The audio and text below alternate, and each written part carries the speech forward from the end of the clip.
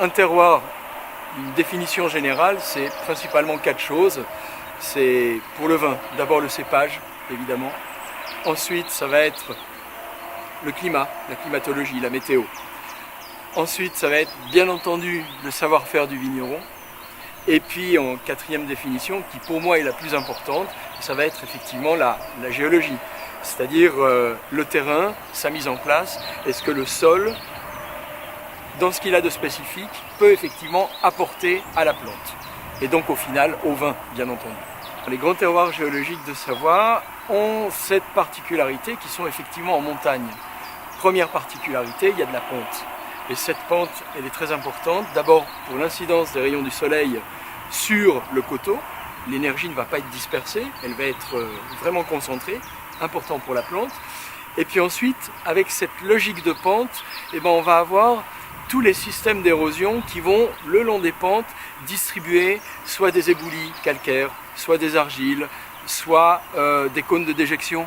Et tous ces micro-sols différents vont créer des conditions différentes et chaque cépage va s'épanouir de façon préférentielle sur un type de terrain. Alors, la géologie des Alpes du Nord, en fait, c'est très simple. Ça se résume à 3 grands types de paysages géologiques. Une zone centrale, la plus haute, en terrain cristallin.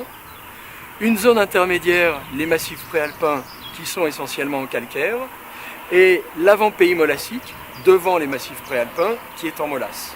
L'incidence des sols, justement, sur les coteaux et donc sur la vigne, au final, va être très importante, typiquement ici, puisque vous voyez qu'il y a un escarpement. Cet escarpement va libérer des éboulis, des cailloux, qui sont effectivement de couleur grise, et rien que de par leur couleur, parce qu'ils sont calcaires, ils vont effectivement prendre le soleil, restituer cette chaleur, et ça va être très important pour ici.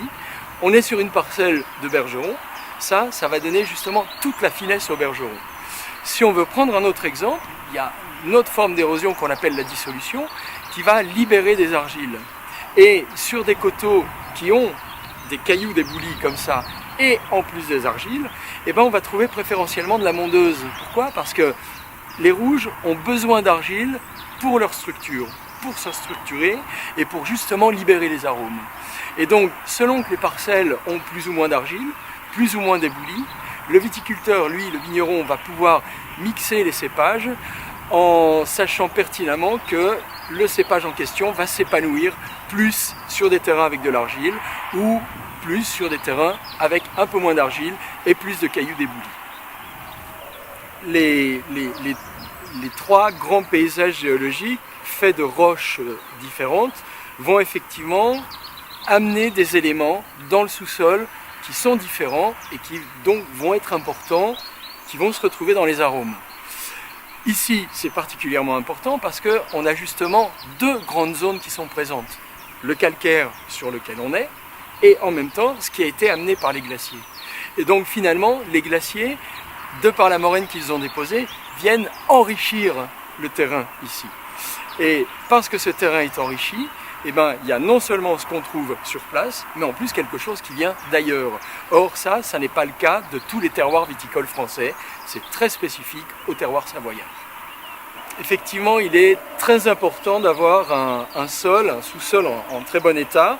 En très bon état, ça signifie qu'il est structuré et qu'il a effectivement une microfaune qui va faire remonter tous les éléments dont j'ai parlé et dont la vigne va s'emparer justement pour développer les arômes, ce dont elle a besoin. Si on considère les années 60 à 80, le sol n'était pas si important que ça n'était qu'un support dans lequel on faisait rentrer beaucoup d'éléments extérieurs.